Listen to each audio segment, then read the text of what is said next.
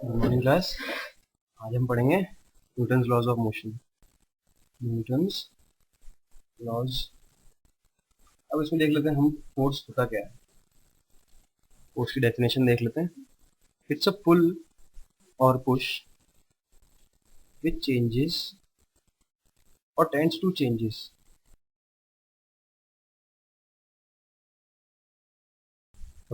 Changes the state of rest, motion और direction of an object और direction. Simple language में अगर समझूं तो फोर्स है मेरा पुल और पुश विच चेंजेस और टेंड्स टू चेंज, या तो चेंज कर रहा है या चेंज करने की कोशिश कर रहा है रेस्ट पे, मोशन पे और डायरेक्शन पे, उसको मैं फोर्स कहता हूँ। यूनिट होगी मेरी फोर्स की newton is equals to KG into metre metre per second square. तो होगी मेरी ऐसा यूनिट। सीजीएस में देखते हैं होती है डाइन, ये होगी gram into centimetre per second square. अब बात करते हैं न्यूटन्स लॉज ऑफ मोशन की। Newton's laws of motion. It was given by Newton, and there are three laws. So let's talk about first law. What is first law? First law बताने से पहले मैं एक एग्जांपल लेता हूँ। एक ball को रोल करवाता हूँ फ्लोर पे, जिसपे कुछ फ्रिक्शन है मेरा F। तो मैं रोल करवाता हूँ और इसको केवल देखता हूँ, आई सीज ओनली। जिसमें क्या होता है, मेरे को कुछ टाइम तक बॉल चलेगी और कुछ टाइम बाद इसकी वेलोसिटी 0 हो जाएगी। अब दूसरे केस में मैं क्या लेता हूँ, बॉल लेता हूँ और कुछ फ्रिक्शन कम कर देता हूँ, तो बॉल मेरी और आगे तक जाएगी। अब तीसरा केस मैं लेता हूँ जिसमें मैं फ्रिक्शन बिल्कुल ही 0 कर देता हूँ, मेरी बॉल चलती जाएगी। फ्रिक्शन जो फोर्स है वो 0, तो मेरी बॉल चलती जाएगी। और अगर ये बॉल चल रही है, अगर मैं इसको रोक देता हूँ तो ये रेस्ट पे ही रहेगी।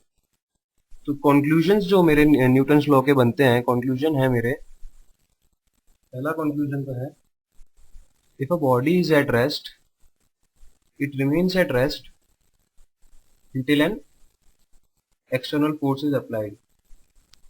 External force is applied। कहने का मतलब ये है, अगर कोई बॉडी मेरी रेस्ट पे है, जब तक मैं उस पर कोई एक्सटर्नल फोर्स नहीं लगाऊंगा वो रेस्ट पे ही रहेगी। दूसरा कंक्लूजन मेरा है न्यूटन्स फर्स्ट लॉ में, अगर कोई मेरी बॉडी मोशन में है, जब तक मैं उस पर कोई एक्सटर्नल फोर्स नहीं लगाऊंगा तो वो कंटिन्यू मोशन करेगी, वो रेस्ट में नहीं आएगी। If a body is in motion it remains in motion until an external force is applied।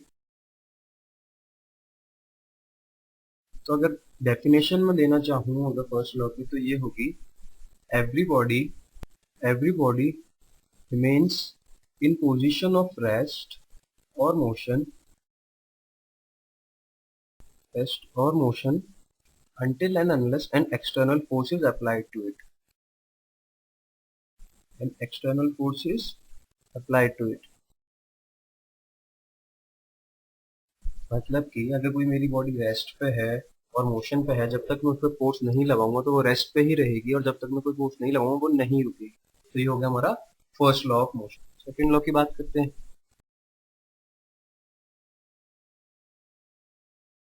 Newton second law of motion बोलता है कि the rate of change of momentum of body is directly proportional to the applied force. अगर मैं लिखना चाहूँ तो ये होगा, rate of change of momentum is directly proportional to the applied force in the direction of force।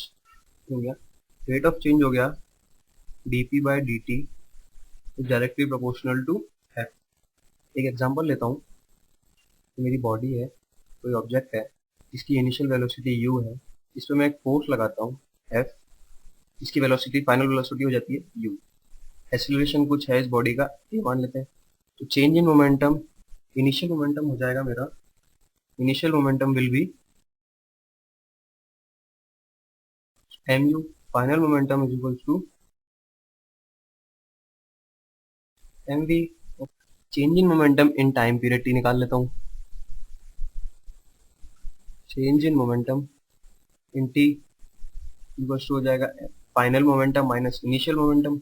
जैसे मैंने बोला था dp by dt is directly proportional to applied force. ये होता है हमारा चेंज इन मोमेंटम। ये हो जाएगा M V minus M U upon T is directly proportional to F. M common ले लेता हूँ तो हो जाएगा V minus U upon T directly proportional to v minus U by T होता है acceleration. ma is directly proportional to f, or we can say that f is directly proportional to ma। proportionally sign हटाऊंगा तो एक constant आएगा, that will be f is equals to kma, और f is equals to ma होता है हमारा second law. Newton's third law की बात करते हैं। स्टेटमेंट दिखते हैं थर्ड लॉ का, to every action there is an equal and opposite reaction. किसी भी बॉडी पे अगर मैं कोई फोर्स लगा रहा हूँ, वो मेरा एक्शन है, तो वो बॉडी भी मेरा इक्वल एंड ऑपोजिट फोर्स लगेगी और उसको मैं रिएक्शन बोलता हूँ। यार ये बॉडी इस पे कुछ फोर्स लगा रही है एफ ए बी, बॉडी ए है ये बॉडी बी है, तो ये बॉडी भी इस पे कुछ फोर्स लगाएगी, वो होगा एफ बी ऑफ।